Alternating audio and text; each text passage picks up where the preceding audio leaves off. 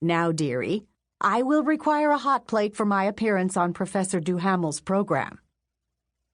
Russ Morash, who had answered the telephone in a makeshift office he shared with the volunteers at WGBH-TV, was momentarily startled.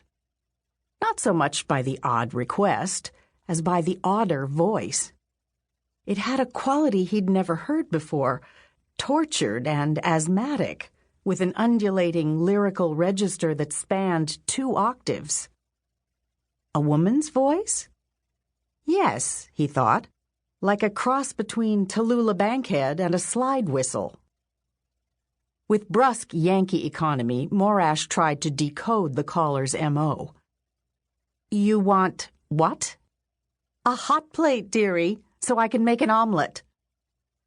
Doesn't that beat all, he thought. A hot plate. An omelet. What kind of a stunt was this gal trying to pull?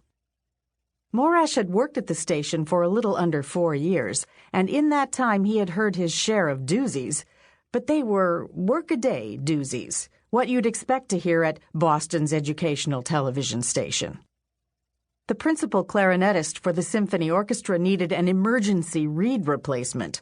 A beaker broke during a science reporter rehearsal. Those were the tribulations that befell such an operation. But a hot plate and an omelet. Well, from my experience, that's a first, Morash told the caller.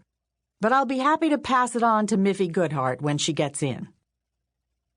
The 27-year-old Morash knew that commercial television was in remarkable ascendance. Since the end of World War II, it had catered to an enormous, entertainment-starved audience that was hungry for distraction, and creative minds were struggling to feed the greedy beast. But educational TV, and WGBH in particular, was a different creature altogether.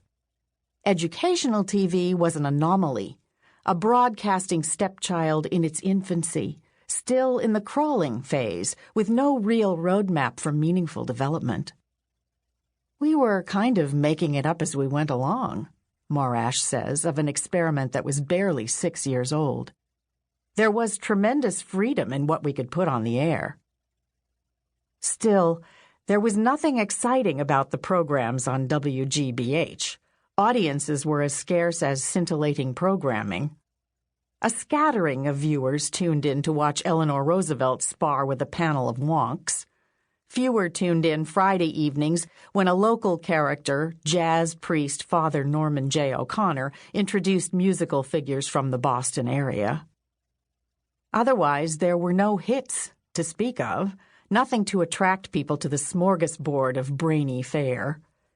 The station was licensed through the Lowell Institute to the cultural institutions of Boston, the museum, the libraries, and 11 universities, including Harvard, MIT, Tufts, Boston College, Boston University, and Brandeis. The educational backdrop was a fantastic resource. Each member of the institute provided support, financial and otherwise. If one of them said, "Hey, we've got a great professor, let's broadcast his lecture," that was enough to launch a new show. Such was the case with Albert Duhamel. Make that P. Albert Duhamel, one of Boston College's most lionized teachers. Duhamel was a man who loved books and their authors. A suave, strapping academic with a penchant for Harris tweed, he was addicted to the intellectual interplay that came from talking to writers about their work. Al was an author himself. His steamy rhetoric, principles, and usage was a campus blockbuster, and his show, People Are Reading, was the tentpole of WGBH's Thursday night lineup. People Are Reading was the forerunner to shows like Fresh Air and Charlie Rose. But in those days, with a budget based primarily on the host's pocket change, books on loan from his personal library, and no such thing as an author tour sponsored by a publisher, it was television, educational television, at the most basic level. Because the dirt-poor station shied from appearance fees, let alone train fare, the authors who appeared came mostly from the Boston area, and to make attracting them easier, guests were usually college colleagues, a noted economist or quantum physicist.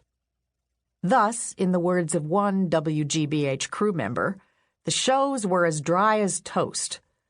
But plans were afoot to inject a little jam into the equation. Morash, who was familiar with the show's static format, realized that people are reading, however tedious, served the greater good. For one thing, it was the only book review show in Boston. This was long before the days when breakfast television would trot out authors 5 mornings a week.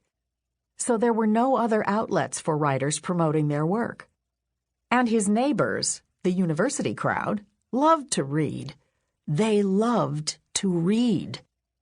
They formed the show's small, faithful audience, creating buzz about any book that happened to catch their fancy. The guest who had telephoned, Morash imagined, might just throw this gang a curve.